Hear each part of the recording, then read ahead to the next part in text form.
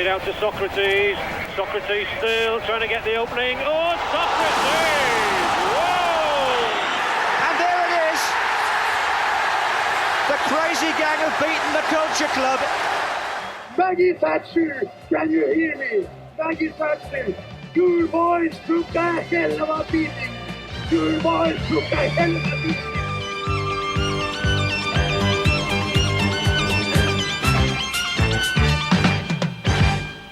Here we go. Welcome to. We've made it to episode 2, Stu. Not even just episode, module 2. Just. Yeah, I've only just made it via Zencaster's website and everywhere else that I might have been to look for this. But yeah, I've made it. Yeah, made it. It might be about 20 odd minutes late, but that's all right because I can never call anyone for that type of thing. No, I did feel safe in that knowledge that you were hosting it, and so therefore, if I was going to be late, that was okay. Completely and utterly understandable. Module 2.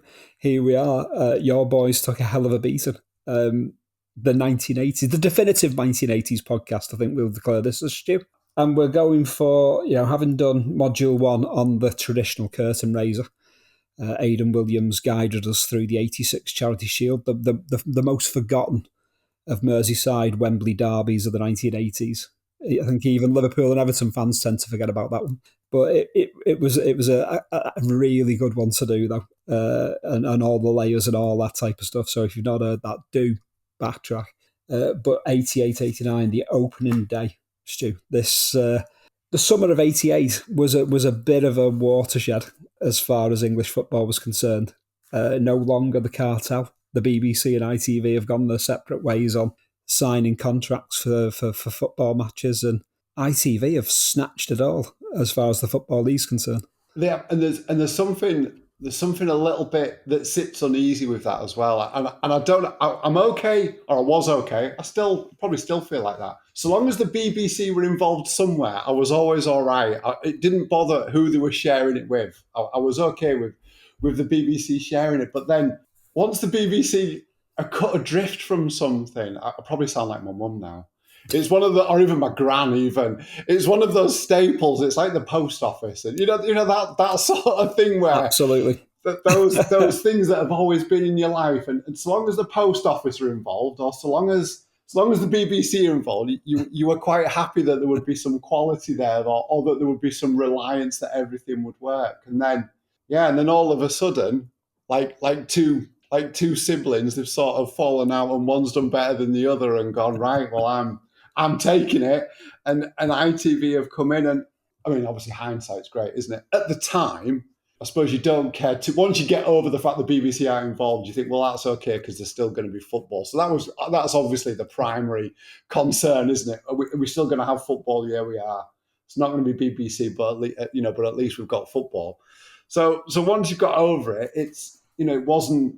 It was good that football was still going to be there, but I think it almost now with hindsight, it's almost like a glimpse into into this current dystopian world that we're in, where money talks and the highest bidder will get the just rewards. And looking back, it feels like that this was a real.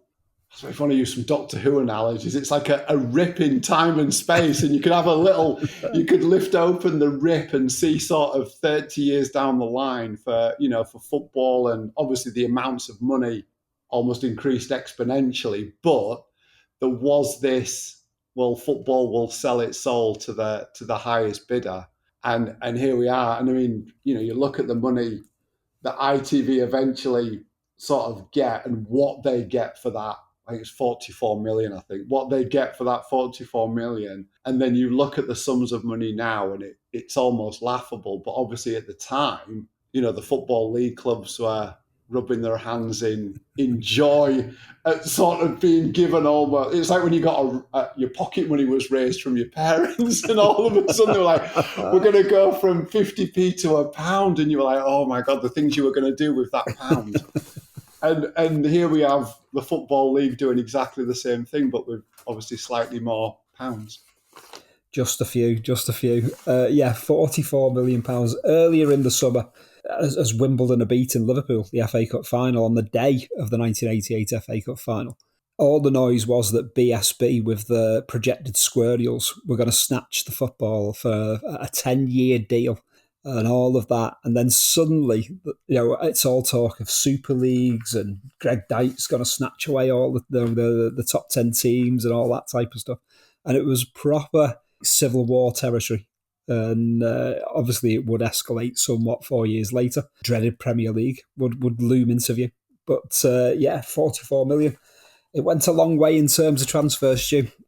Yeah, absolutely. And this is sort of where it gets, again, it's great, isn't it, when you're looking at this series sort of 35 years down the line. But this is where it got exciting as I'd be 16. So yeah, I'd be 16 at the start of this season. Yeah, and you start looking at all these figures for, like the £2 million barrier is broken, and it's like, oh my God, it's like the end of the world, and what's football coming to, and that sort of thing.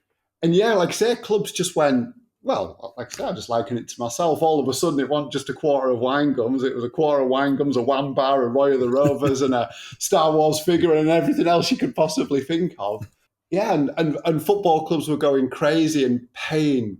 There was some, which again, in hindsight, obviously, sort of Paul Gascoigne goes for 2 million, and there's your benchmark, and then Paul Stewart's coming in at 1.7, and all of a sudden the benchmark seems a bit skewed. And then Tony Cottis breaks it again at 2.2, and you're like, and again, like you said, looking back, trying to compare Paul Gascoigne and Tony Cottis, and then trying to throw in Paul Stewart into that comparison. Obviously Liverpool bring back Ian Rush and sort of break it again, and it looked like it was never going to end. But I think some of the more interesting ones, someone like Stuart McCall, who comes for 850,000, which again now seems like nothing, but at the time is like, it's crazy money. And Pat Nevin comes in. Now I thought Pat Nevin was a great footballer, and so probably was about his level and about right with the money. But it was just crazy prices, and people, it was almost like the stabilizers had come off for some of the financial advisors at football clubs, and they were just throwing money at players. And I think it probably took a little while for the market to sort of settle down, but once you break the 2 million barrier, you've then got the 3 million barrier, and so it goes on. Yeah, just to run through some of the transfers going into that opening day. Arsenal quite circumspect. They brought in Steve Bove, £390,000. It's very Arsenal-like, though. Given outgoings, players were being moved on. They had a net spend of £90,000 in the summer of 1988. Considering where this season will go for them and what others were spending, it's pretty ludicrous. Aston Villa bring in Derek Mountfield from Everton for £425,000, well, with Chris Price and the returning Gordon Cowns. Charlton Athletic buy nobody. Very, very Charlton Athletic of them at this point in time. Coventry City quite circumspect as well, bringing in Dougie Maguire, the uncelebrated Dougie Maguire from Celtic, for £40,000. So some chairmen are kind of like taking the ITV money and just putting it somewhere into a swimming pool, somewhere, putting it within a swimming pool or flash car. Yeah, and a real nice car. Yeah. Derby County a little bit more flash. John Chidozie, Paul Goddard, Nick Pickering, Trevor Hebbard. Everton, the aforementioned with Stuart McCall, Pat Nevin, Tony Costa. They also bring in Neil McDonald from Newcastle United as a replacement for Gary Stevens at right back. 525,000. Everton spend a net spend of 2.65 million, which, given that they've clawed some back, that's not bad in statistical terms. But you look at the players they've moved on and the ones they've brought in. Trouble is brewing at Goodison Park there. But bear in mind for this episode that we only have to look at the opening day. The opening day, exactly. So, and this is all about. We'll come to that. But Everton look like they've done the best business. They've done some cracking business in terms of the opening day of the season. In terms of day one. Ian Rush is back at Liverpool, as mentioned. The only other player coming in, Nick Tanner, although they're sniffing around central defenders. Gary Pallister, a bid was made for Gary Pallister that was knocked back. Gary Mabbott was also being sniffed around with Alan Hansen out injured. Luton Town bring in John Dreyer from Oxford United. Roy Wegley, who could score a goal. Roy He could Wegley, score a the goal. American Roy Wegley. The American Roy Wegley. Alec Chamberlain from Everton, the goalkeeper. Steve Williams, midfielder from Arsenal, which helped balance the Highbury box. Manchester United bring in Lee Sharp, Jim Leighton. They bring back Mark Hughes for £1.5 million. So there's another one coming back. Middlesbrough bring in Mark Brennan from Ipswich Town. Millwall signed a young Tottenham central defender called Neil Ruddock for £300,000. Well, I wonder what happened to him. Along with Ian Dawes from QPR. Newcastle United signed John Robertson, who scored goals for fun for Hearts. I remember him. He would struggle to score goals at Newcastle. That's one of those where they want to come south of the border, but not too far south.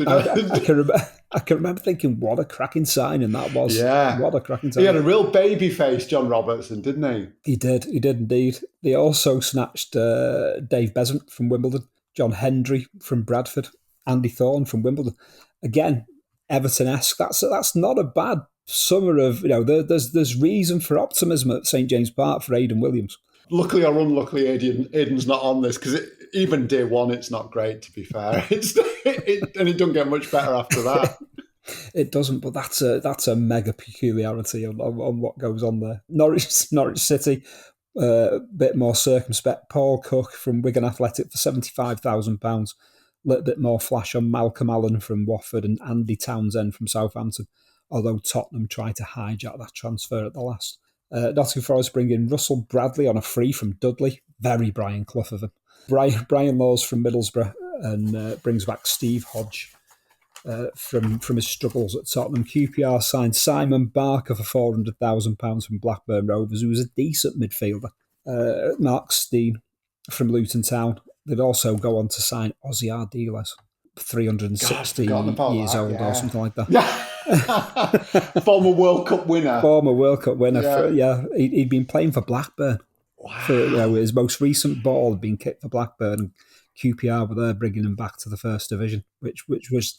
There's got to be a podcast there about Ozzy Ardiles' tail end of his career. There's stuff there. It's because there's that loan spell at PSG as well while there was a bit of a war going on, all that type of stuff. Yeah, he just took a bit of time out, didn't he? Yeah, took a bit of time out and then came back again. Sheffield Wednesday signed Alan Harper from Everton, utility player, jack of all trades, master of some. Southampton signed Paul Rideout from Barry and Russell Osman from Leicester City. Tottenham, as mentioned, Paul Stewart and Paul Gascoigne, massive splash of Terry Venables cash there. Not Terry Venables cash, but I was going to say the splashing of the cash. Yeah, he knew how to spend it. He spent it before it could be taken off him. Absolutely. West Ham, again, a team that will struggle. We don't have to go into the ins and outs of West Ham's season, where they go. But Alan McKnight signed goalkeeper from Celtic. David Kelly signs from Walsall, who at Liverpool were interested in. A lot of teams were interested in David Kelly in the summer of '88. And Wimbledon, they signed perpetual Spurs FA Cup final substitute Gary Brook from Groningen. Roger Joseph from Brentford. They always seem to buy someone from Brentford virtually every year. That's how it seemed to me with Wimbledon. And Ron Green on a free from Scunthorpe United, despite having sold kind of like what seemed to be, I don't know, kind of like 20 FA Cup final players that summer as well. They did move a few out. Who's winning the transfer market there then, Stu? Going into the just the opening weekend. So just going into the opening weekend, there was, like you said, there was some good business done by Newcastle. There was. Liverpool coming off the back of that 87-88 season. It's almost... That was going to be a really random analogy here, so you're going to have to really bear with me on that. Do you remember watching Happy Days? Yes. So in the intro to Happy Days, there's a clip with the Fonz, and he walks and he looks in the mirror and he's about to comb his hair, and he sees that it's perfect, and he just like shrugs his shoulders. To me, I think that's Liverpool. On the opening day, they've looked at the squad and just shrugged their shoulders and gone, "We're perfect." And then thought, actually, we'll just bring Ian Rush back. In terms of business-wise, I think you would have had to have said probably Tottenham, especially pairing up Waddle and Gascoigne again. Yeah, absolutely. I think Liverpool, in terms of where the levels that they finished at that season, or certainly the season that they'd just produced previously, all they'd done was brought a quality proven goal scorer back who knew the club inside out and who the club knew inside out. You mentioned Newcastle, it looks very good there, potentially. And obviously Everton, you can't, like I say, you can't ignore. Tony Cottee was a good goal scorer, and he probably suffers from the price tag rather than he does. whether he was good, because he was good. He was a good goal scorer. What's got to be borne in mind about Tony Cottee there as well is that he only narrowly missed out on the England squad for the 1988 European Championship. He was damned by it being a 20-man squad. If it's a 22-man squad, he's part of that England squad for the European Championships. And like I said, I think Pat Nevin was a great player. On paper, everyone that Everton signed there, Neil McDonald, is never going to be as good as Gary Stevens, but they would massively. Any team would struggle to replace that particular position. But yeah, some interesting ones there. But yeah, just in terms of a summer profit and a summer team, there were, despite the big money on offer and ITV flashing the cash for everyone, 5 teams made a profit that summer in terms of net transfers. Wimbledon made almost 2 million. West Ham made over $1 million and a quarter. Sheffield Wednesday made over $500,000. Coventry and Charlton also made a profit. Biggest spenders in net gain or net loss. Liverpool biggest. Ian Rush, the return of Ian Rush made them the biggest net spenders. But only Everton, only just behind them in that respect. Man United and Tottenham. So you'd be quite unsurprised there to hear who the biggest spenders were.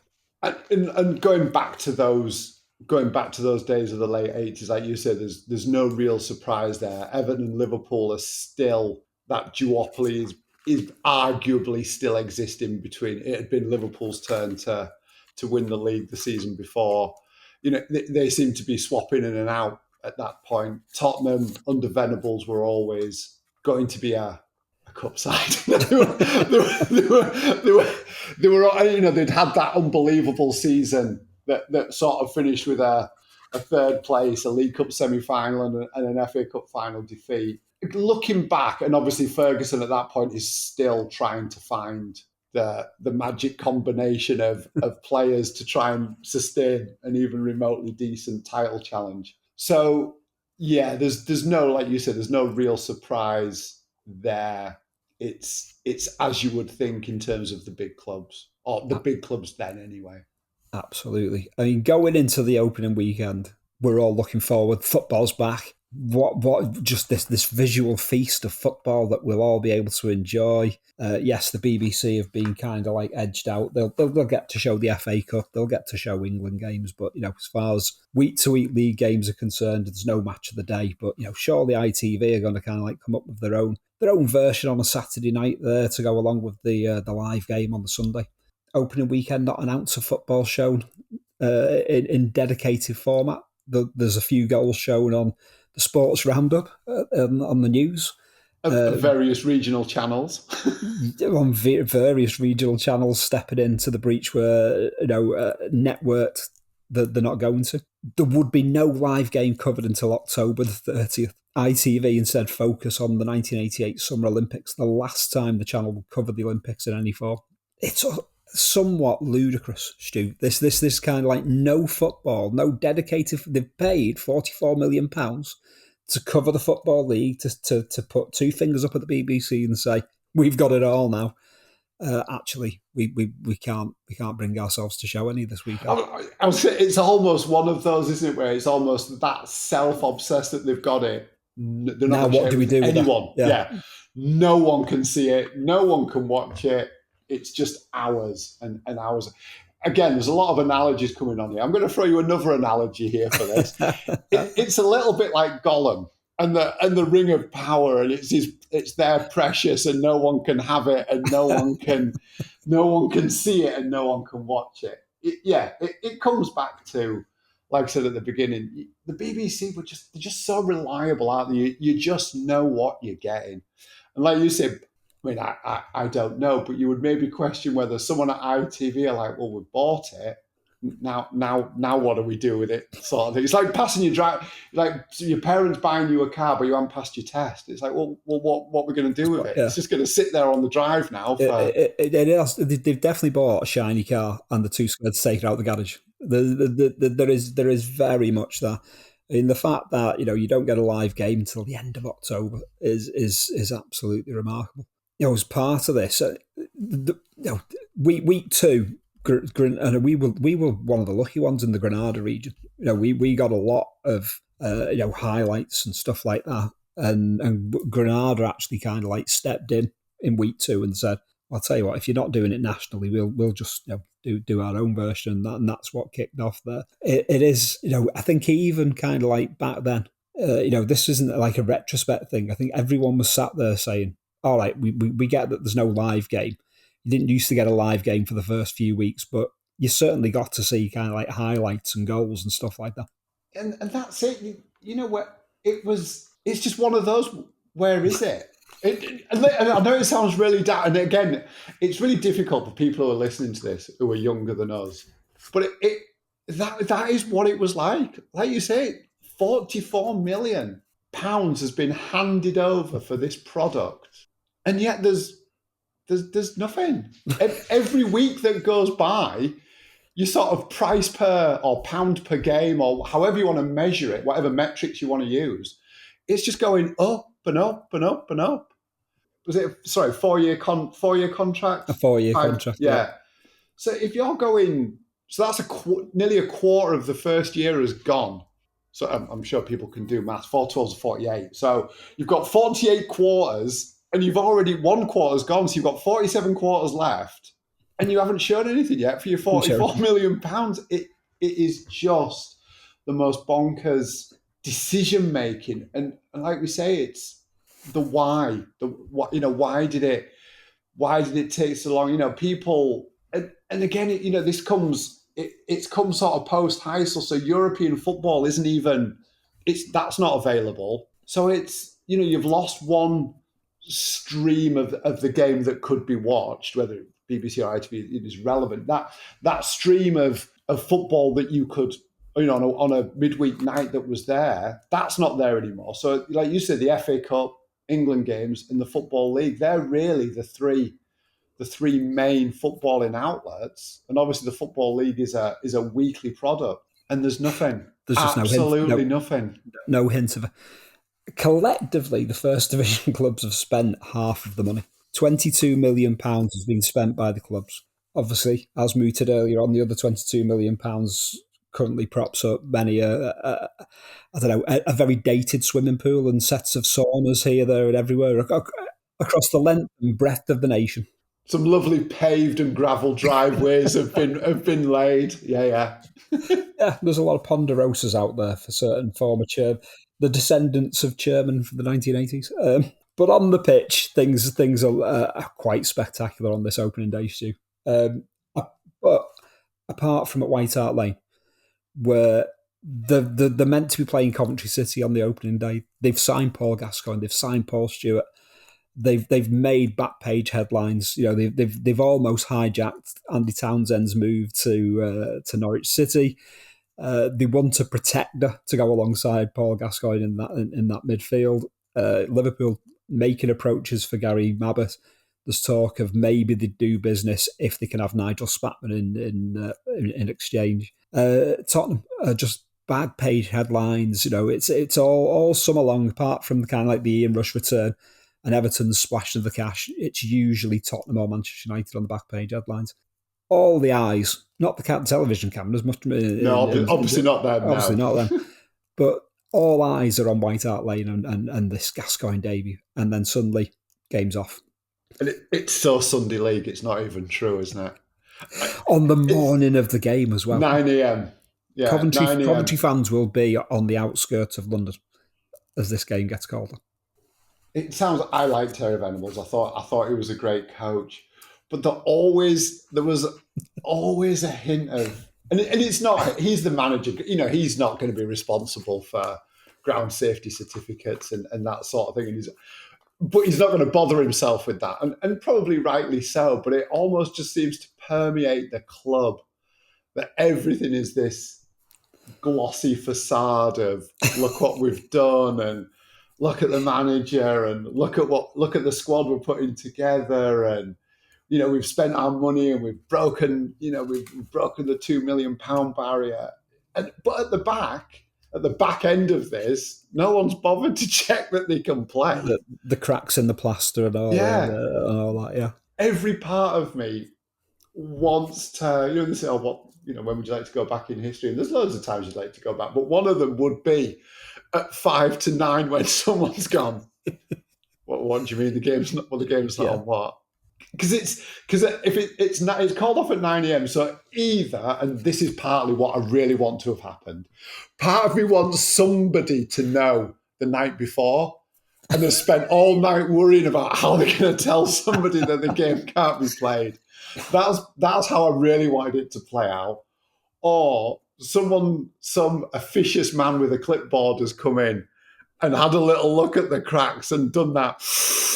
Ooh, no, I'm sorry, you can't play here.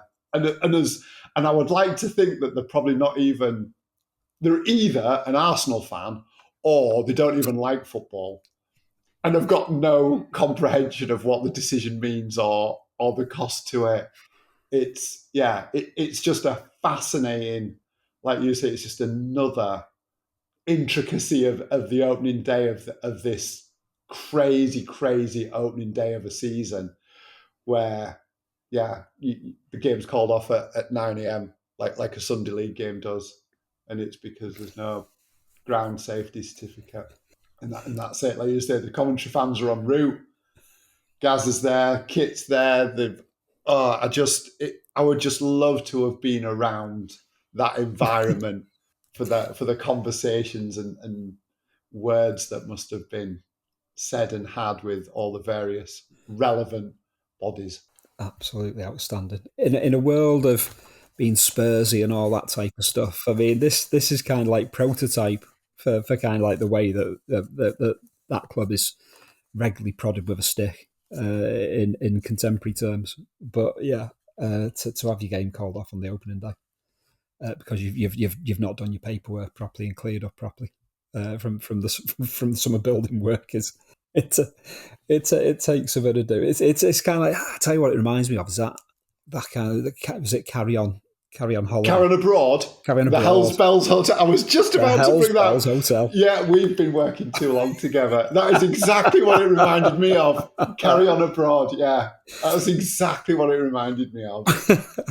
And the hotel manager's just trying to hide everything. Yeah. Absolutely nailed it there, you did. That's exactly it. But I'm sure everyone had a great day with the alternative, whatever it was that they went and did. Obviously not going to the pub to watch a different match because that wasn't allowed. That wasn't permitted by any of us. But within that, 9 games did take place, Stu. We'll do a rundown of the results.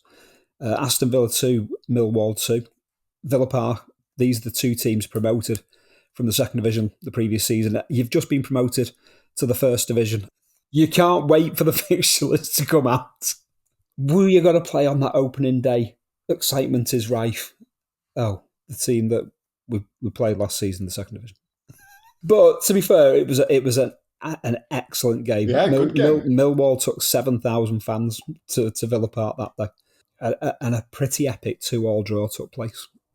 Yeah, and you see the Cascarino Sheringham thing. It's there right from day one, game one.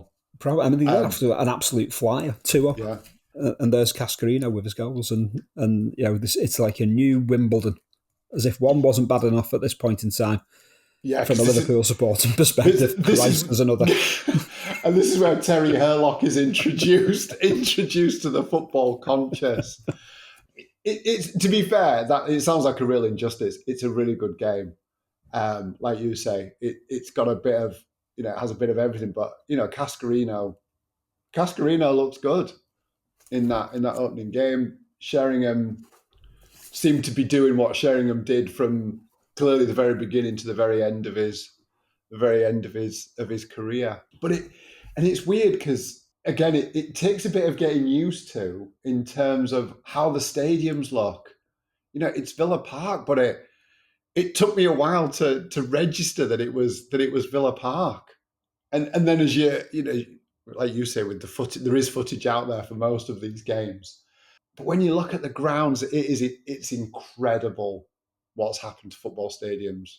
And certainly the stadiums where football is still being played in the Premier League era. And you look back to what it was like sort of 30, 35 years ago. And like you said, to be fair, the Premier League's only 4 years away at this point. It's quite close.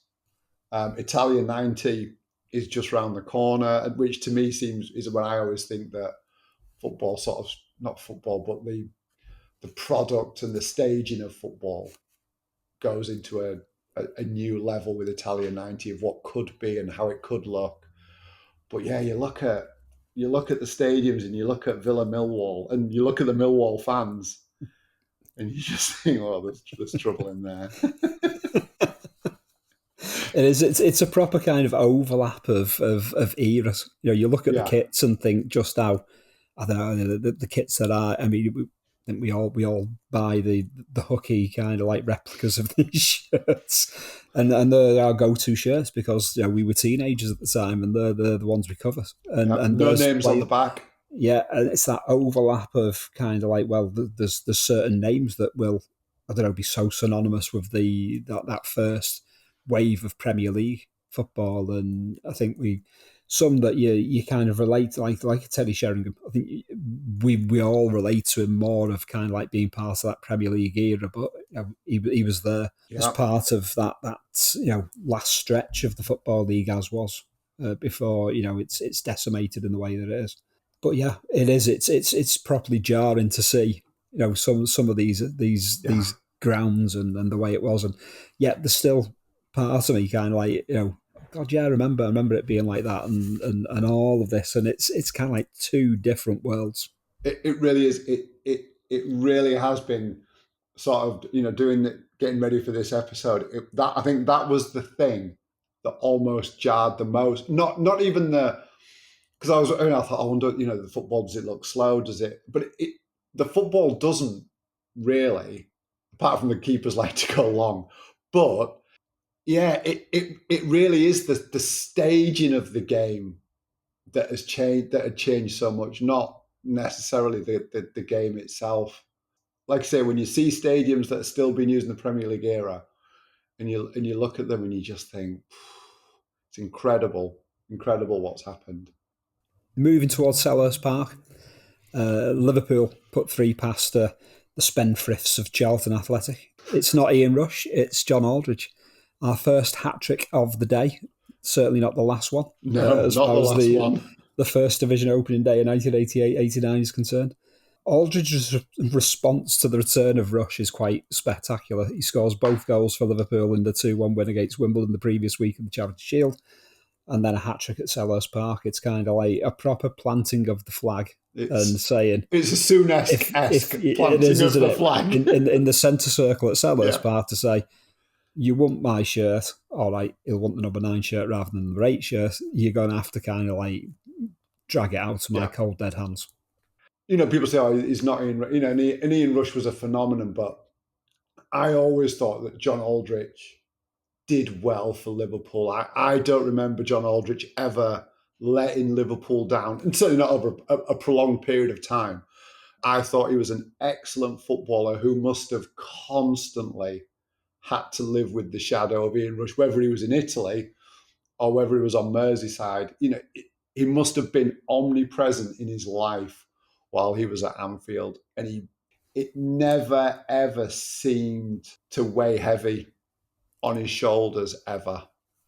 No, he was just a natural born goal scorer. He was a bit different to Rush. They looked alike. They were and all that.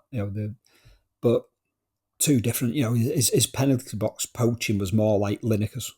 He had a closer resemblance to the style of play that Lineker had than Rush. Rush would often thrive that first spell at Liverpool, the centrally delivered ball, be it Dalglish, Molby, Walk, Walsh, and use that speed to run in on goal. Aldridge was different. That reintroduction of wingers for Liverpool, Barnes, Johnston being kind of like playing much wider, much tighter to the touchline. The arrival of Houghton and all that type of stuff. There was more balls delivered from wide, and Aldridge was the perfect man to put those away. Yeah, just goals for fun. I don't know. He just had an unerring magnetic pull towards the goal. A magnificent goal scored. Well, and like you say, even the type of goals that he scored. I mean, it's great because the first goal it's the body position of John Barnes's cross on the run that just gets replicated over and over and over again. That wrapping of his left foot around the ball, but and it's a bouncing ball, and somehow he's between two defenders, and yet it's his touch.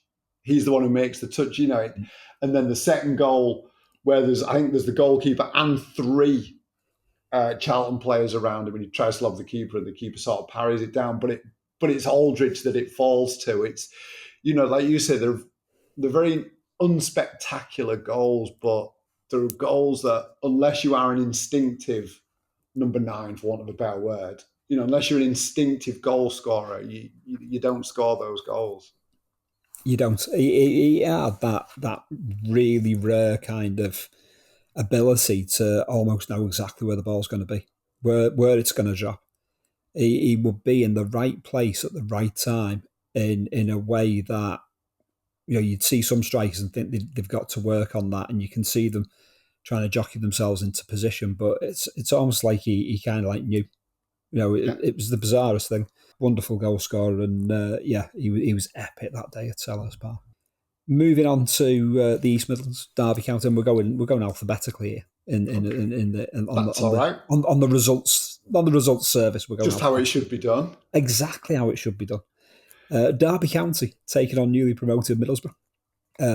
They've worked hard and been stubborn under Bruce Rioch in saying we are not parting company with Gary Pallister. We're not allowing you to move to Liverpool.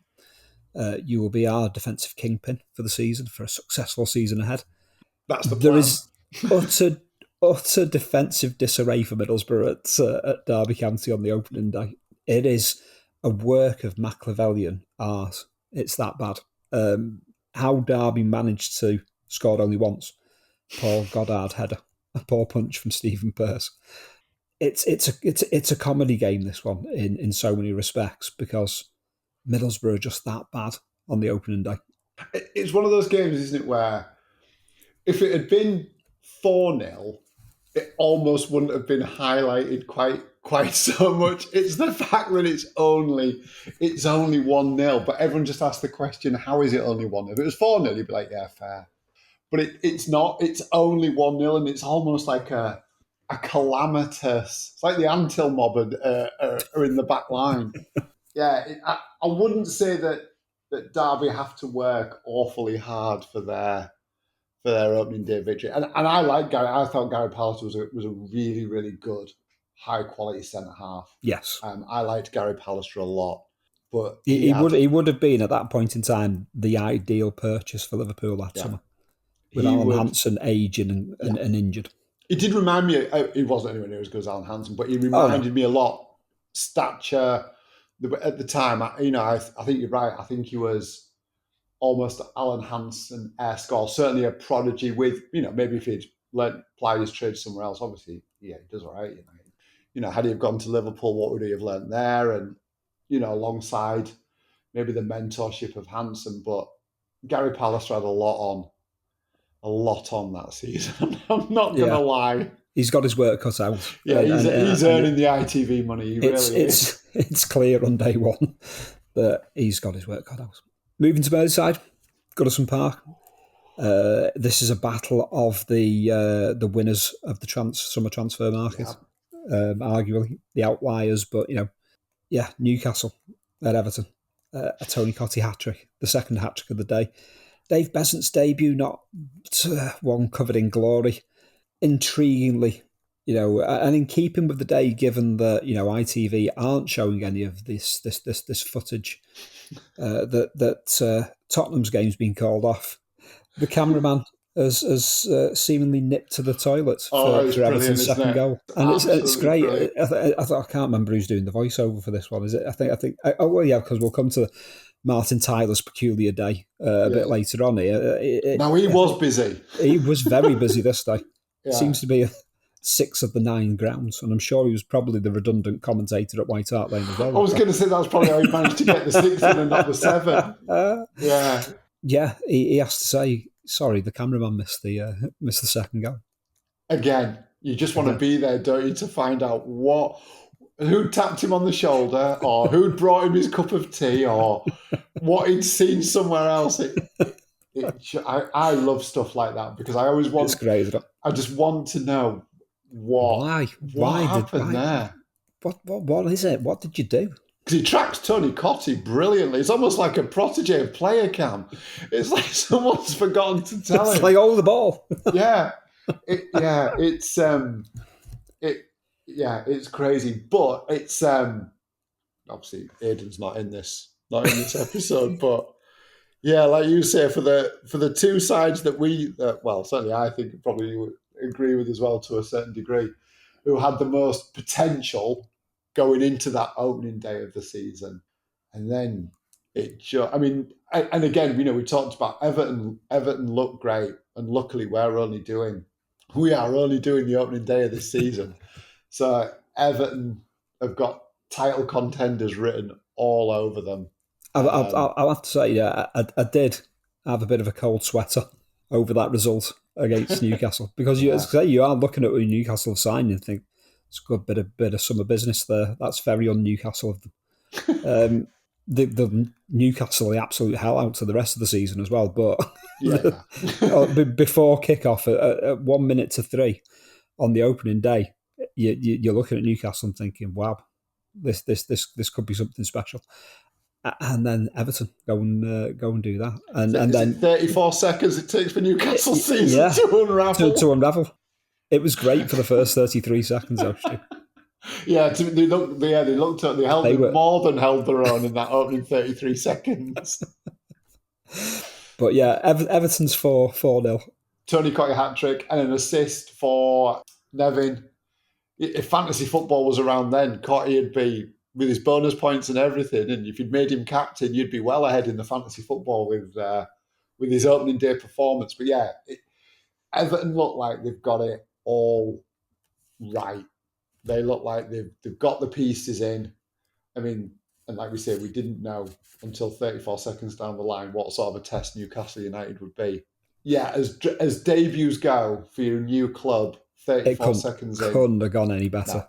It could not have gone any better. Must have been the stuff of dreams, and then obviously Pat Nevin as well gets in on the act, and yeah, Everton fans must have, well, for that opening day, they must have had high hopes. I think, although I was reading in some of the stuff that it's saying, Tony Coy's post-match prediction of 30 goals for the season obviously went a little bit awry after that, but I'm sure he was full of exuberance and didn't want to downplay his achievement. But yeah, his prediction of 30 league goals for the season.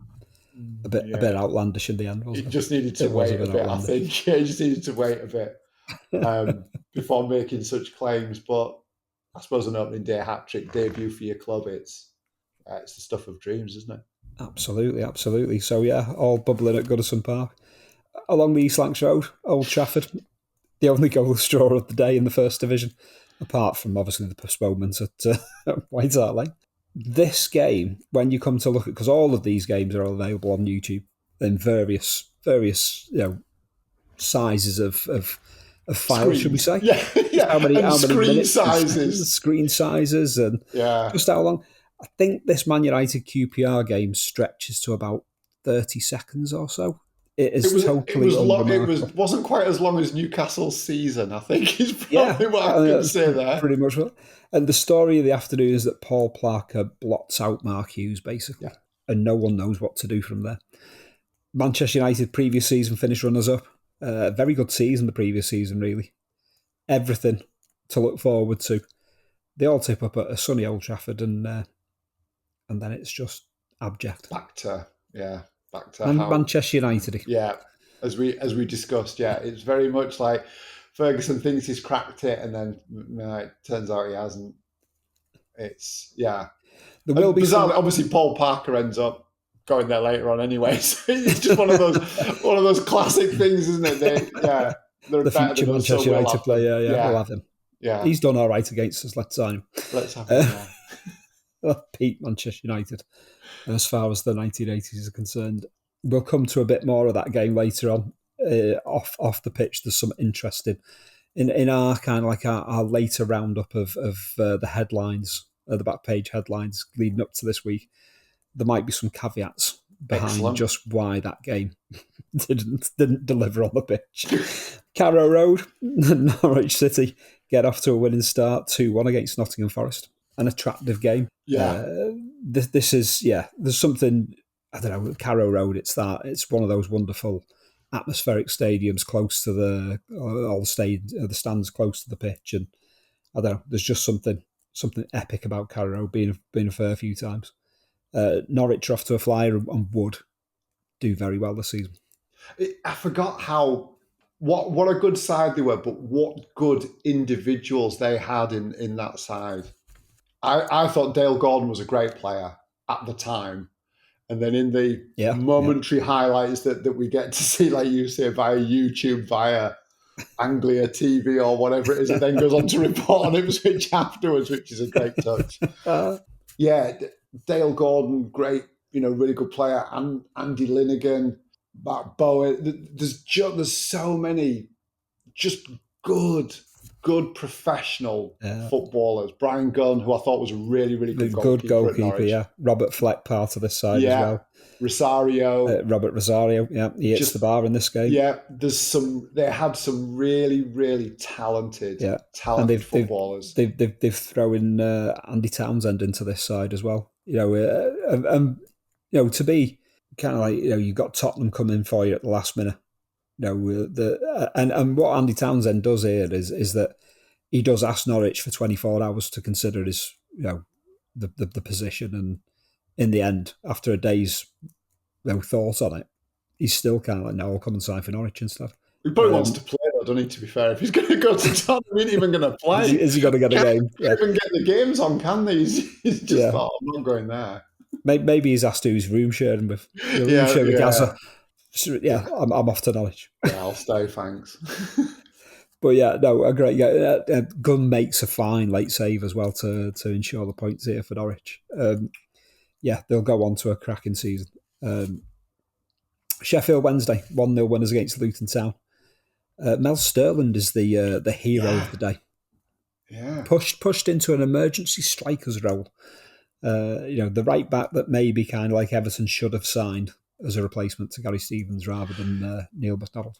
At that time, fullbacks weren't like fullbacks are now. You only knew of a few fullbacks, but Mel Sterland was one of those fullbacks that you knew about.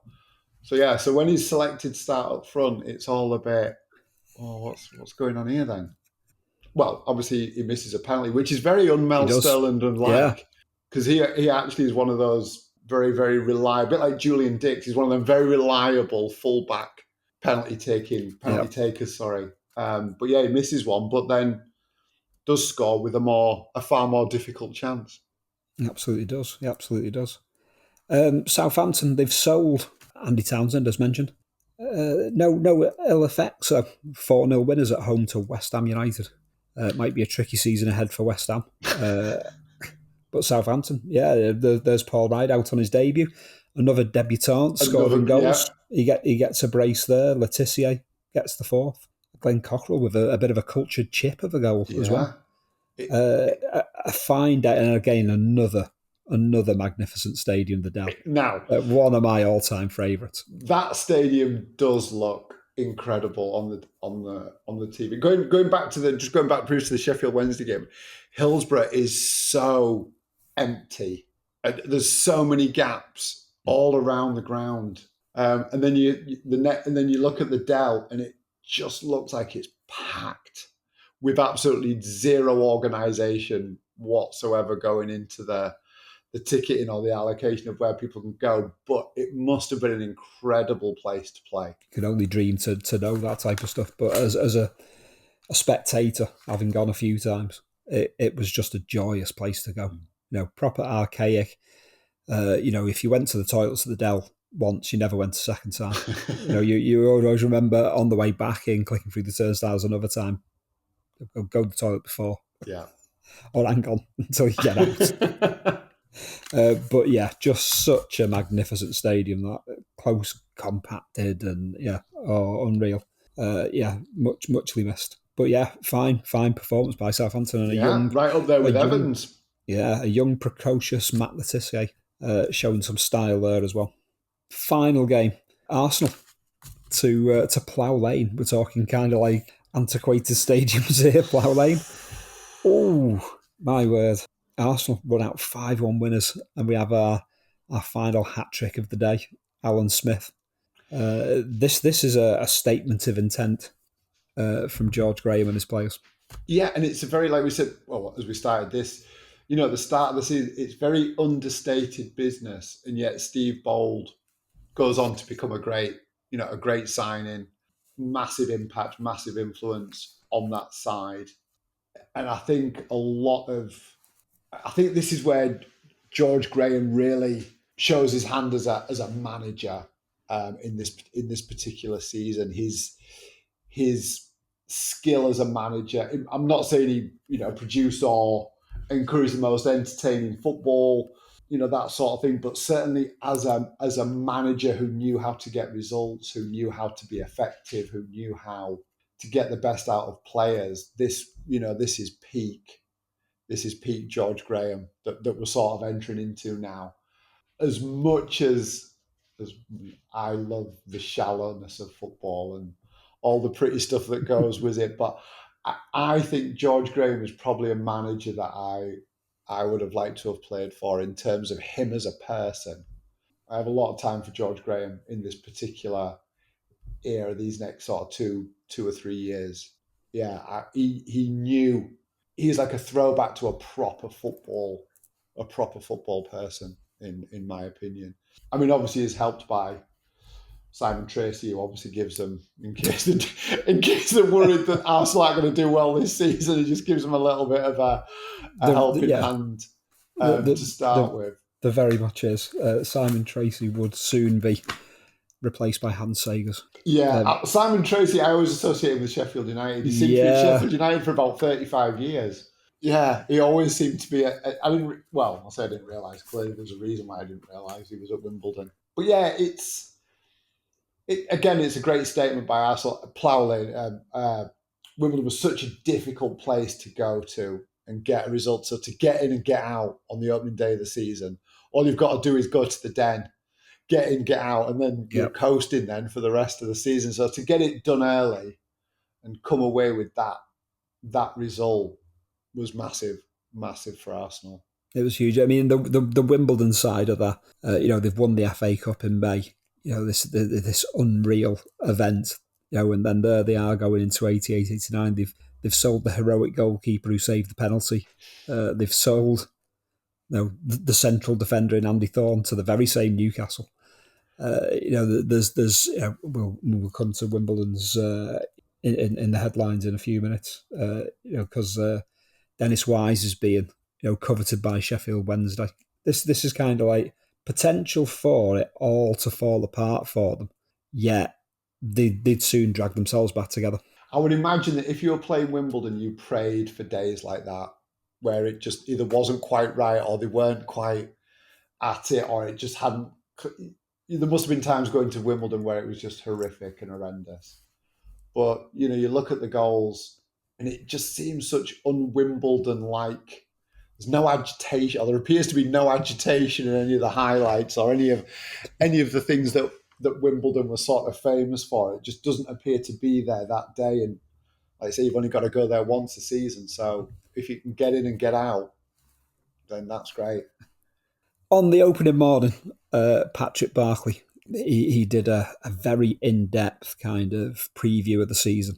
Few paragraphs on each team, a collective, preview of it as well. I'm going to give you some of the teams, Okay. the synopsises that have been given.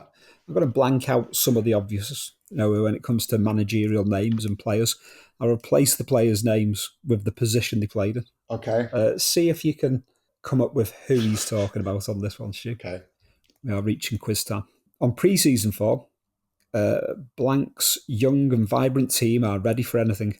Winger has supplied width on the left and should bring out the best in tall but not gangly striker with skillful youth product and, should we say, I'd say competent right back. This looks the most creative Blank side in ages, but March will be the time to judge their championship chances. Wow. But it's not Liverpool. Nope. I'm trying to think of a tall, not gangly. I feel like that's going to be my best. My best clue is tall, not gangly. Tony Cottee wasn't tall. I'd class him. Yeah, quite lithe. I class him as being tall. He was good in the air. He was a great all round striker, but wouldn't steal the headlines and was often overshadowed by his partners. See, originally, I would have gone with Arsenal. Is where I would have gone. I would say still keep with your initial instinct there, Stu. I can't remember what my initial instinct was. It's Arsenal. It's Arsenal, Stu. Is it? It's Arsenal. You're right. Well, okay then. Then I'll go. Then I will go with Arsenal. Stick with that thought. Stick with that thought. Okay. Yeah. So we'll. It was. Was it Brian Marwood who? Brian Marwood. I'll give you the because I was trying to think of that. Because I was like, who did they have playing out? Brian Marwood. But it was Brian Marwood. Yeah. On pre-season form, George Graham's young and vibrant team are ready for anything. Brian Marwood has supplied width on the left and should bring out the best in Alan Smith. With David Rocastle and Lee Dixon on the right, this looks the most creative Highbury side in ages, but March will be the time to judge their championship chances. Oh, okay. That's it, Brian Marwood. I was like, who have they got wide left? David Rocastle was a player as well. He was a great player, great player. Okay, our next team. Blank's costly work in the transfer market ought to keep Blank among the elite. Certainly, productive striker will score goals, but refurbishment has been so extensive that they may take time to find their best form. So it would be wiser to back them for a cup than a league. Everton. Excellent work. Excellent work. Okay, our next one. Injuries will disrupt them at the start, but Blank has a strong enough squad. And squads rather than teams win championships these days. To be among the leaders at Christmas, returning striker, if he finds his rumbustious form of old, will disorientate opposing defences. Blank should stabilise their defence. So who's stabilising? Who's having the defence stabilised? And what did they say about the strike? What was it? A striker? Did you say a returning striker? Injuries will disrupt them at the start, but Blank has a strong enough squad, and squads rather than teams win championships these days. To be one of the leaders at Christmas, returning striker, if he finds his rumbustious. Ooh, no, you went for the wrong one. Oh, Man United. Manchester United. Injuries will disrupt them at the start, but Alex Ferguson has a strong enough squad, and squads rather than teams win championships these days. To be among the leaders at Christmas, Mark Hughes, if he finds his rumbustious form of old, will disorientate opposing defences. Jim Leighton should stabilise. That was what threw me. Yeah, absolutely. Yeah, absolutely. That threw me. Okay, we'll do two more, I think, here. Okay. We'll go for two more. Pretty good, though. I'm impressed with how you're doing. Despite Blank's departure, there is plenty of young talent at Northern football team. Notably, Blank in midfield and Blank up front. Blank and Blank should steady the defence. Blank is consistent, if unspectacular, as a goal scorer. They could do well. There's a lot of blanks in that one. There's a lot of blanks in that one. But it's understandable why there's a lot of blanks in this one. It's a big transfer window, isn't it? It's Newcastle? Newcastle. Yeah. Despite Paul Gascoigne's departure, there is plenty of young talent at Newcastle, notably Ian Bogie in midfield and Michael O'Neill up front. Dave Besant and Andy Thorne should steady the defence. John Robertson is a consistent, if unspectacular, scorer. They could do well. They could. But Patrick, they didn't. Yeah, they didn't. No, they didn't. Okay, last one. The best buy of the summer, by miles, in my opinion, was... Brilliant. Let's see who this is. was striker from the Midlands, whose exuberant skills could invigorate blank. He is not as reliable scorer as departing striker, but has much wider range. A fit central defender, blank central defender, will stiffen the defence. So a better season than last can be expected, even if blank are unlikely to trouble the Silversmiths. The best buy in the summer, by miles, in my opinion, was striker from the Midlands. Although that's a Midland club, so don't. Right, yeah, okay. He's come in from a Midland club. So he's come in from the Midlands club. Yeah, I'll give you Irish international from a Midland club, which doesn't mean he's Irish, obviously. No, because Jack Charlton's Irish. It could have been anyone, absolutely anywhere. Yeah, whose exuberant skills could invigorate blank stadium. He is not as reliable a scorer as sold striker, but has a much wider range. A fit, influential central defender will stiffen the defence, so a better season than last can be expected, even if blank are unlikely to trouble the Silversmiths. I'm trying to think of the best buy. We went through a load of the buys, didn't we? All the purchases. The best purchase by a mile. Yeah, according to Patrick Barkley. According to Patrick Barkley, not this us. is the best. Yeah, no, wider terms. This opinion kind of like could be brought into historical question, but think the best buy. No, this is going to come. It is a tough one. It is a tough one, to be fair. Who did West Ham buy? Ooh, maybe they had the best signing of the summer. Well, clearly they didn't, because I can't remember who it was. But are we thinking a striker that Liverpool were interested in until they found out that Ian Rush was amenable to return? He did very well for a North East club later on in his career, to the point that he's a bit of a cult hero. I don't know why he's not got. Why? Seemed to see. Yeah, he had an ease of scoring goals for Ireland that John Aldridge struggled for a long, long time, and he had been highly coveted that summer.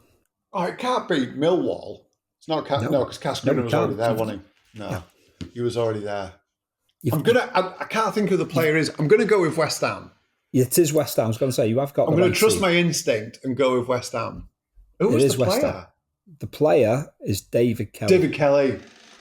Yeah, the best buy of the summer by miles, in my opinion, was David Kelly, whose exuberant skills could invigorate Upton Park. He is not as reliable a scorer as Tony Cossey, but has a much wider range. A fit Alvin Martin will stiffen the defence, so a better season than last can be expected, even if West Ham are unlikely to trouble the Silversmiths. Relegated in the end.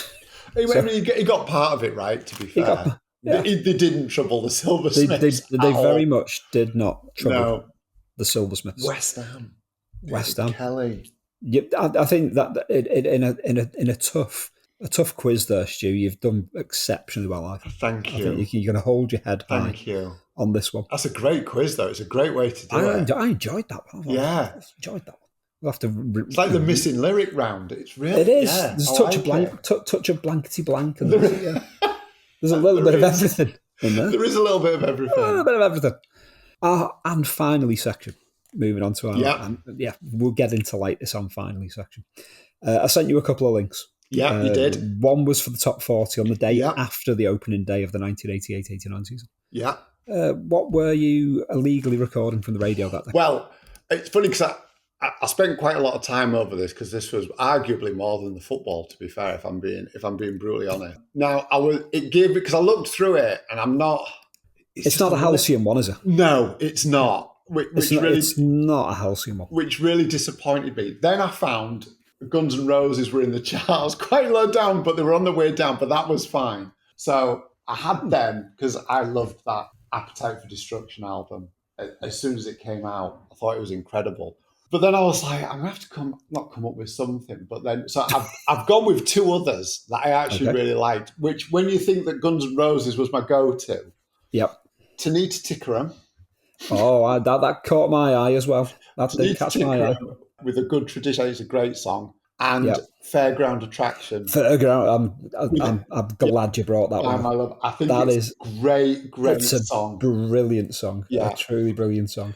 There was such a throwback of some of the old songs on there. It was clearly that time when adverts had decided to go back into the archives for soundtracks. Run out of ideas. You got Kylie Minogue with The Locomotion at number 3. Yeah, Yaz and the Plastic Population, The Only Ways Up is again at number 1. That's one of those. That's one of those overkill. Yeah, 1988. It seemed to be at the top of the chart forever. Yeah, and it was never going to be at the top of the charts for as ever as Bryan Adams would be several years later. But it did feel like it was the only number 1 of that year. Yeah, 7 weeks at number 1 that year. Yeah, that summer. Teardrops, Womack and Womack. That's not a. I can't get into that. Oh, I don't mind it. Rush Hour, Jane Wiedlin. I'm a huge Go-Go's fan, and Jane Wiedlin did Rush Hour, so I'm happy with that. The Yellow with The Race was in there as well. Now that must be the soundtrack to an awful lot of. They must have made a fortune. An absolute fortune. They didn't have to work again. No, they didn't have to work again. It was a summer equivalent to writing a Christmas song. I think it was even used on Grandstand. You know, when they do that opening montage. This is what you can watch this afternoon, and it's racing from Newbury at like 2:30. it's you're thinking, I'll see what's on the other side while that's on. But I might stick around for kind of like for the cricket for a bit or something. But it wasn't a classic. It wasn't a classic. It wasn't, but it's stuck in your head. Superfly Guy, S Express, number 27. I'll nod to that one. But there's not. The four tops. Reach Out, I'll Be There. Yeah. He Ain't Heavy, He's My Brother. Yeah, it's like come on. Yeah, there's not a lot of originality. Yeah, Jump Start, 1988, Natalie Cole. I can't think of that song, but the fact that they've put 1988 in brackets makes me think it was a song that's like a cover of an older song. It's funny because when you go right down to the bottom, you've got the Commodores with Easy, also 1988 in brackets. Just Reach outside, Out, I'll Be There, Four Tops, 88 in brackets. I mean, just outside the top 40, I Want Your Love, Transvision Vamp. Oh no, that is a great song. I didn't. Yeah. Oh, why did I not go? Right, stop. I only went as far as the top 40. Oh yeah, you can see what was just outside. Okay, Push It, Salt and Pepper is a great song. Yeah. Transvision Vamp. Oh, what was her name? Wendy James? Yes. Lead singer, Transvision Vamp? Yep. Oh, yeah. Oh, Joan Jett and the Black Hearts. Oh, so I didn't realise we had all of this. There is a recurring theme for me when I'm drifting through these top 40s or beyond that top 40 is that I'm kind of, there's very few in the top 10, top 20 that I tend to like. Everything is kind of like, I like all the underachieving classics. Yeah. It does get better the further down the charts you get. Oh, talking about a Revolution, Tracy Chapman. There's a lot more quality outside the top 40. Outside the top 40, yeah. Which I'm not sure if that's how it's supposed to be. Yeah, it does get a lot better. It does get a lot better the further down you go. Much, much better. Given there's no football on TV this weekend, we're off to the cinema, Stu. What are we watching? Now, considering the charts weren't a classic, this is a classic. Or certainly, in my opinion, it was a classic. Obviously, with the domestic box office link that you sent me. So, I'm going to say the top 4 all absolutely nailed on in their own right. So, number 1, Cocktail. Now, without getting boring and off topic, I watched Cocktail and thought, I want to do that for a living. And I ended up working at TGI Fridays in Covent Garden, in 88, 89. So I went down there in 91. So 3 years later, I was living out my Tom Cruise cocktail dream. And I worked behind the bar at TGI Fridays, throwing all the balls and stuff in Covent Garden. So that will always hold a place. Number 2, Die Hard, which Alan Rickman just makes that film. And then Who Framed Roger Rabbit at number 3. It's the most eclectic top 3. It's a very eclectic top 3. All 3 of them. I mean, you can stretch that to the top 5. I mean, you've got A Fish Called Wonder, A Nightmare on Elm Street 4, The Dream Master. I mean, there's a real kind of like mix of people going to the cinema.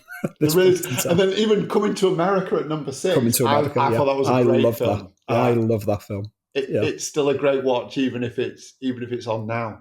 And then I did notice further down a film when I was looking at that. I really liked the Deadpool, but not contemporary Deadpool. Yeah. This is Clint Eastwood, the Deadpool, and I think that's a great film as well. I didn't go to the pictures to see it. I'm not going to lie, but I did. Out of those, I went to the pictures to see the top four, and Coming to America. So 5 out of the top 6 were viewed in the cinema. But as you said, that's probably because there was no football on the TV, and we still only had 4 channels. Absolutely, we did. Yeah, absolutely. And talking of the channels, I'm going to throw the curveball in of what you're going to watch on Saturday night with no football on.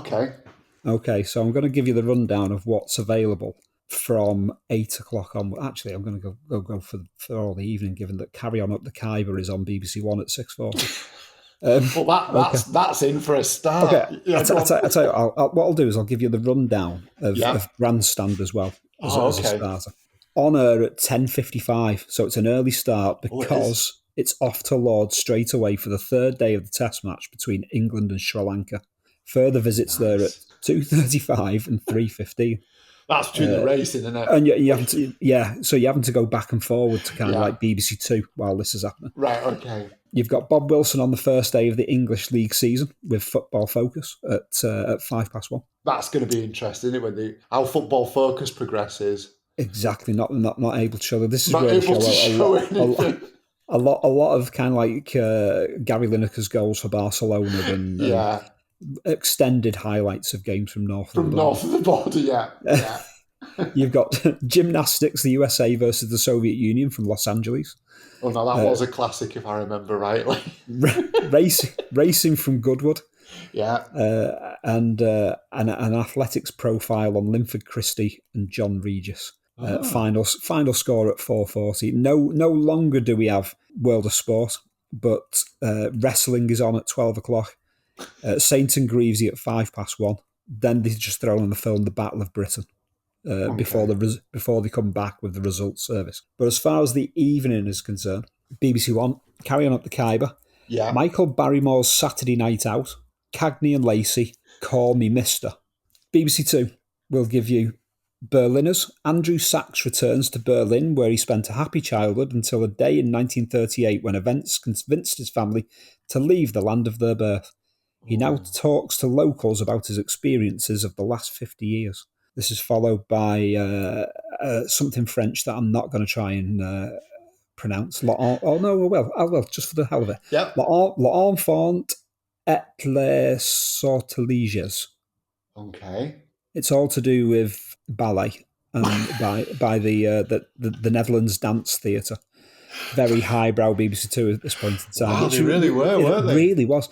Intruders at the Palace, benefit concert in which David Bowie performs with experimental Canadian dance group La La La Human Steps, followed by Heimat and a movie at 11:10, Le Cop. Is that a French follow-up to the ballet as well? I'm presuming it's a French crime procedural movie. Excellent, yeah. ITV, rather than football, could be showing you. Are going to give you champion blockbusters at 6:10. Yeah. The Kate Robbins Show at 7. Summertime Special at 8. Another summer show comes to an end of its run as Brian Connolly introduces Lulu, Bruce Forsyth, Richard Digance, Bernie Clifton, and Daniel O'Donnell. After the news, you've got the movie Go Fight City Hall to the Death. And then you've got more Richard Digance at 10:45 when there should be football highlights on Abracadabra, which makes me feel angry. That's working hard. That the title of that programme is working really hard. If Channel 4 is of interest, Coming of Age at 8:00, followed by the film Accounts. Is that just about people doing maths at work? Yeah, I'm presuming so. Brilliant. And anything in particular that's you definitely the carry on film is definitely on. That's a banker. Yeah, as inappropriate and un-PC as it is, that's still going. Anything with Sid James gets my vote, and he is in that one. I was momentarily piqued with the Bowie concert, but then it all went a bit weird when you told me who he was actually performing with. So I'm a bit. Oh, okay. I think these were misty days. I think for Bowie. Yeah. So I'm torn between a Cagney and Lacey classic or what was clearly the creme de la creme of late 80s light entertainment in the UK at this time, being headlined by Daniel O'Donnell. Absolutely. So yeah, I think that's probably where it goes. The programme about Berlin is probably too much of a heavy watch for me. Far too much. The ballet would be wasted on me. Totally wasted at the Scragg household as well. Yeah, so I think it's more a bit of carry on, a little bit of light entertainment, and then probably an early night, maybe. I might give Bowie I might give him the first 10 and just see where that's going.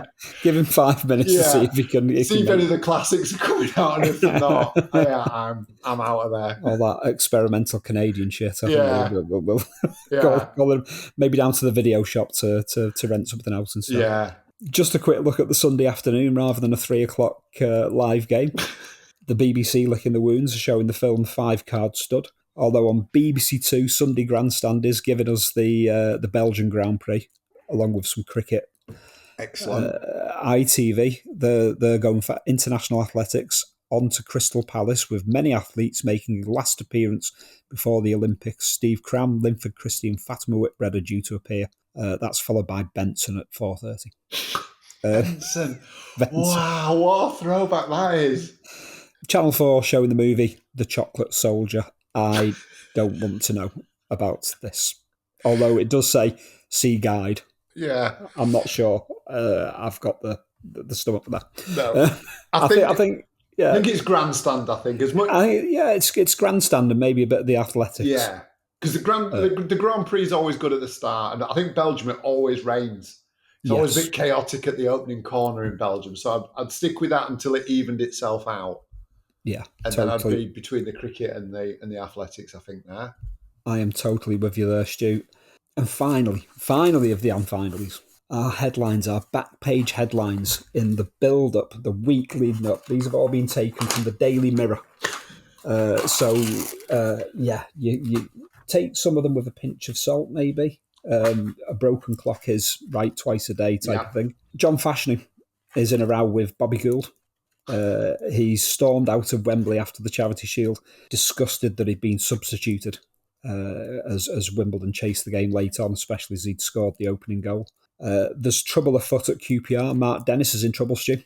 Surely not. Mark Dennis, honest to God. St. Mark is in trouble. Honest to God, Mark Dennis is in hot water with Jim Smith. That.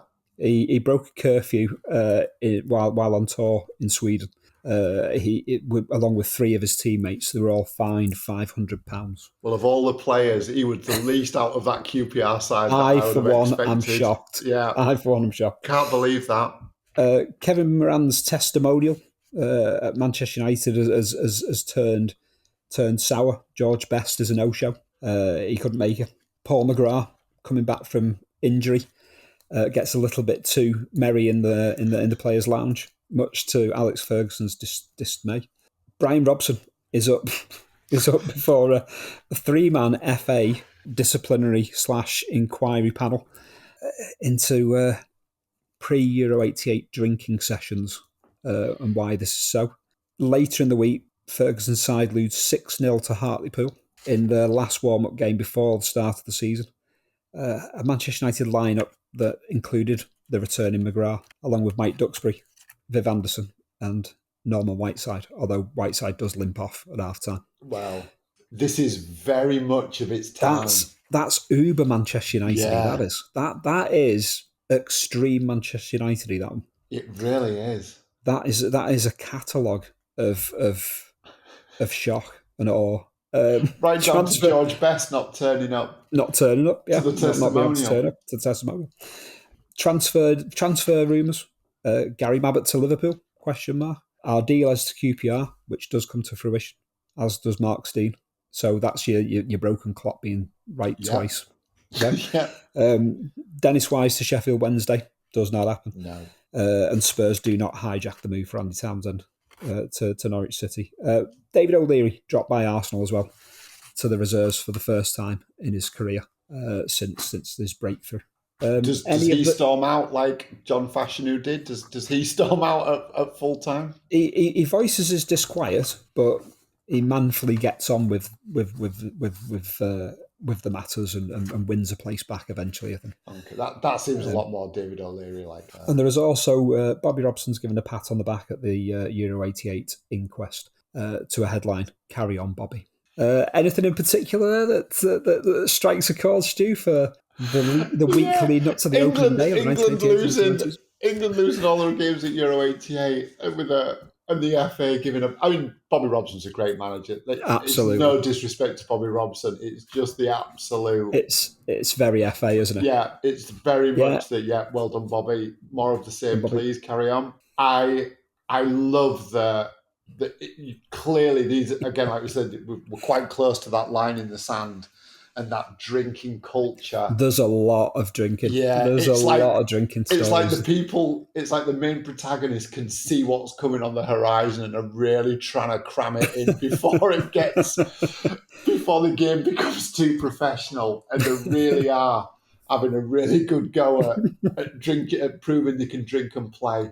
I think it's, people talk about Ferguson and what he did at United and the drinking culture, but I think those headlines, I mean, Robson was such a pivotal player for him, for Manchester United, and certainly a pivotal player at the time of sort of dragging Manchester United to this sort of period of dominance. And he really does ride on the tailcoats of the end of it, Brian Robson. But I can't imagine what it must have been like for Ferguson trying to deal with that innate culture that was there.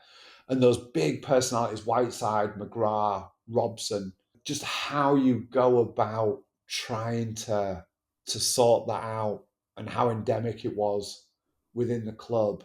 I just don't think clearly managers now wouldn't get that time, but maybe he doesn't quite get the credit for that element of his stewardship at the beginning of how difficult that must have been. But yeah, the players did give it a really good go.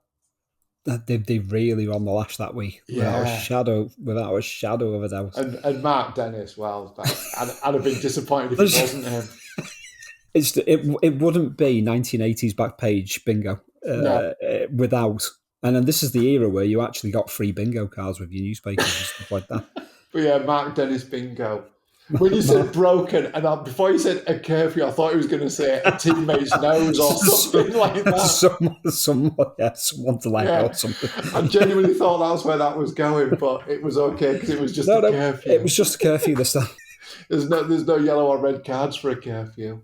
Yeah, they're great. But, yeah. All of them are of its time. But we're talking kind of like earlier on about kind of like you'd love to be a fly on the wall for certain things, be it Tottenham's postponement against Coventry City. Oh, yeah. It all started with at the start of this module. And I think to be a fly on the wall at that conversation between Jim Smith and Mark Dennis would be absolutely wonderful. Because you've got to, at some point, you've got to front up to Mark Dennis and tell him what you're doing and what the punishment is and how unacceptable it is. And that's great, but you got to look. If you're Jim Smith as well, you can do that though. That's the thing. It's Jim Smith. He's gonna. That is a meeting of. That's a meeting that will go down in the annals of Loftus Road history. Unstoppable forces and immovable objects is. There's what probably that is. To this very day there is probably a hole in a door that's been punched that nobody around Loftus Road knows. How did that happen? And I would bet that it would stem from the Mark Dennis, Jim Smith that discussion. Conversation. What were you doing? What were you doing that night? It's the fact that 3 other teammates have been involved as well. Again, it's one of those where you want to be there, because I'm going to say that those 3 lads thought, I really don't want to do this, but I'm not saying no to Mark. I'm going to say that at least 50% of those players didn't want to go, but didn't dare say no, is what I'm saying there. I'd have to agree with that. Yeah, and then, like I say, finally Kevin Moran thinking that George Best would turn up. Again, it is just so. Oh, there's just like it just adds a bit of pathos to the situation as well, doesn't it? It's just kind of like it's just so familiar of what was going on at that point in time. Again, and Man United going to Hartlepool for a pre-season with all of those established players. I mean, and having 6 put past them. Yeah, and that's just wonderful. Yeah, now they're going abroad and to the Far East in America, and they're never going to tip up at Hartlepool again with 5 or 6 of their starting 11 for a pre-season friendly. Yeah, there's ITV with the £44 million and the biggest spending spree in English football history up to that point. And I'll have to backtrack to the fact that half of that ITV money got spent and half of it didn't. Yeah. On it, well, or it did, but on other things. Yeah, there should have been some auditors. There should have been an end of season audit as to where that, or certainly the end of the 4 years as to where did that money go. But again, someone at ITV, they must have been chatting, and someone at some point has gone into a meeting and gone, "Is there any chance we're going to show any of this football that we've bought? Like, what's the plan?" They went up to the eve of Halloween. To the brink of November before they actually showed a live game. That was remarkable. Was that the plan all along? Well, we'll just keep people waiting. We'll make sure we get it right. We're not going to do anything till we're really going to think about it until Halloween. Or there's just some junior in the office gone, are we gonna show any football? Are we gonna have some on the TV? What do we think? Yeah, it blows my mind. 48 months. When actually they only needed 47 in the contract because they decided to give away the first one for free. Just incredible. Absolutely incredible. I'd love Sky to do something like that. Yeah, can you imagine? But that's it. And that's what people who've sort of grown up with the Premier League era, like Sky have paid 5.4 billion, but we're not going to show anything till October. The end of October. Not even October, the end of October. The end of October, yeah. It would just make you just blow your mind. But that was the opening day of... Oh, and by the way, Tottenham's new stadium as well. Yeah, they're not playing. Their game's off at 9 a.m. That game's off, by the way. We haven't got a safety certificate. Yeah. Just and we've while at Goodison we've not trained the camera operator for that. Yeah, you've just got one job. We've had the YTS lad on the cameras at Goodison. You just got one job: just follow the ball at all times. Yeah, it's an absolute classic of an opening day of the season. Brilliant. I mean, what was great about that one at Goodison as well, because I remember them billing it saying there'll be a camera at every ground, and every goal will capture every goal on camera this season. And on the opening day. They balls it up. Yeah. They had one job to do. Just capture the goals. Follow the ball, capture the goals. Like I say, it's the what goes on behind. What was he doing? What was he doing? Or who was talking to him? Or spectacular. It is just brilliant. It's a classic opening day. Absolutely has. This has been module 2 of Your Boys Took a Hell of a Beating. Have you enjoyed it, Stu? I absolutely loved it. It's great to revisit, but I think it's sometimes you revisit a season or a team or an era, but to revisit a single day in time of a football season so you can really get into what happened and what went on. And of all the things, you can't believe that this all happened on the opening day of a season. This was all, people think you've just made it up. You've just embellished some of the scenarios and some of the stories, but no, it is exactly how it happened, and it allows you to look at it in that like I say, that minute detail of at what point did they know at White Hart Lane that game wouldn't go on, because every part of me wants someone to have had a really sleepless night going, I've got to tell them at some point. And it's the fact that that call's probably not been made until like 5 to 9 as well. Yeah. It's kind of like it's so last minute, isn't it? It's just excruciating. Yeah, it's brilliant. It's been absolutely brilliant. Absolutely loved it. Excellent stuff. And we'll not drop a spoiler, but your next appearance is going to be for another spectacular topic. Another crazy, did it happen type probably for more good reasons than not. But yeah, it was another just left field, unbelievable scenario. The teaser trailer is that Stu was, and I was present. there. He was there. He bore witness to what this was. I was there. So it's going to be spectacular. Thank you so much, Stu. No problem. Thank you for having me. Module 2 of Your Boys Took a Hell of a Beating. Do go out and spread the word. The definitive 1980s podcast. A lot of nonsense in there as well. But, we're having a ball if no one else is listening. Oh, yeah. Do join us again next time. Thank you and goodbye.